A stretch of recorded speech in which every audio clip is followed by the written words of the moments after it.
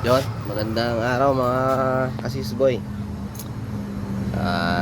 Start na ulit tayo mag-vlog. Marami nangyari. So, ayan. Medyo na busy.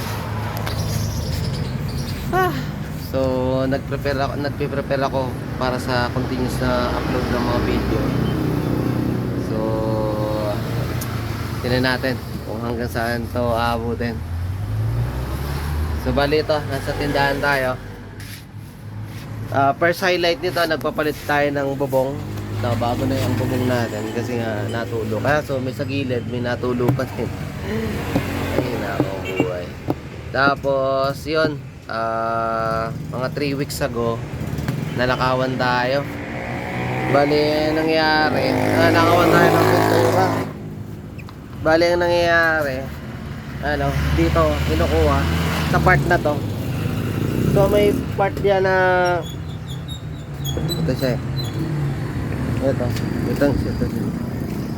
Yan dyan. Dito.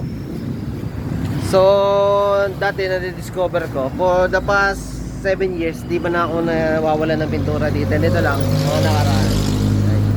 Bale may times na nakita ko isang hilera dito nawala. So nawala. Tapos naalarma na ako doon. Pero parang hindi ko masyadong na-monitor. Pero binabantayan lang. Kasi ang tendency pag hapon na, nasa loob ako doon. Sa loob. So hindi ko nakikita yung status ito pag nasa loob ako kasi na paghapon nag-aayos ako ng mga stock. And then mga sinundan linggo nawalan ako ng 2 hilera dito. So and then the third week binantayan ko siya sa linggo. So tapos umatake ulit ay Sabado. Yung time na yon mga 1 PM ng so biglang umulan. Yung pala naka-monitor siya dito, naka-standby siya dito sa may tabi ko na to. So pag hindi pa okay ang bubong ko. So pag nung umulan, nagtapal ako ng bubong ko, pumasok ko sa loob. Tapos